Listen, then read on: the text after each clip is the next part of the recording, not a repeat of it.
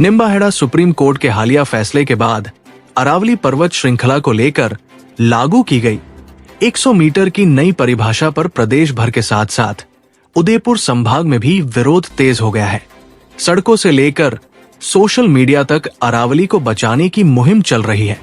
Social media platform पर सेवरावाली और अरावली जैसे हैशटैग लगातार ट्रेंड कर रहे हैं, जो जनाक्रोश और जागरूकता का प्रतीक बन चुके हैं।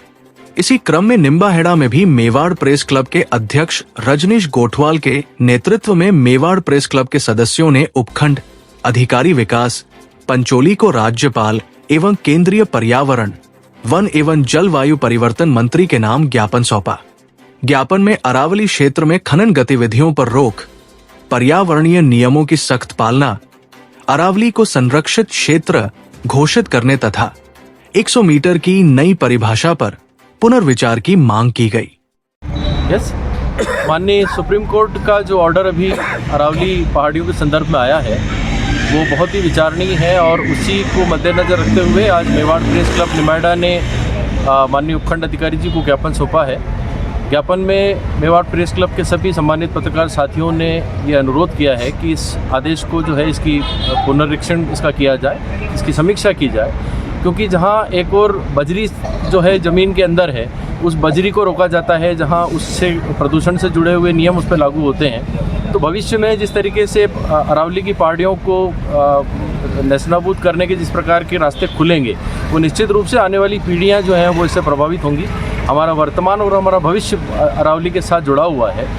अरावली मुख्यतः 3-4 राज्यों में अपना अस्तित्व रखती है और लगभग 46 से ज़्यादा जिलों में इसका फैलाव है। अरावली की पहाड़ियों को इस तरीके से स्वतंत्रता देने की, उसके ऊपर 100 मीटर या 100 मीटर से अधिक की जो स्थिति है उसको डिमोलिश करके और वहाँ विभिन्न प्रकार के उपयोग किए जा सकते हैं भूमि के।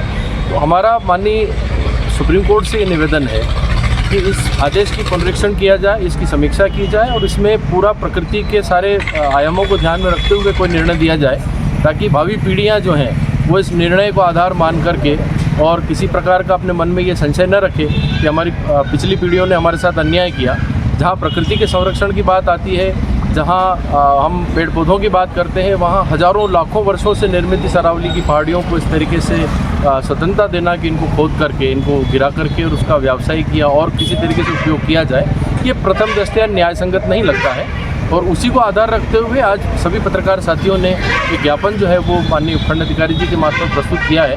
हमारी ये चाहना है और हमारी ये इच्छा है कि देश के भविष्य को सुरक्षित रखने के लिए अधिकांश से अधिकांश प्राकृतिक संरचनाओं को संरक्षित किया जाए। उसमें अरावली की पहाड़ियाँ जो है वो विशेष रूप से राजस्थान, दिल्ली, हरियाणा और गुजरात के कुछ हिस्सों में है। तो इसके बारे में माननीय उच्चतम न्यायालय को पुनः एक बार और विचार करना चाहिए और इसमें आदेश अगर संभव हो तो संशोधित जारी करना चाहिए।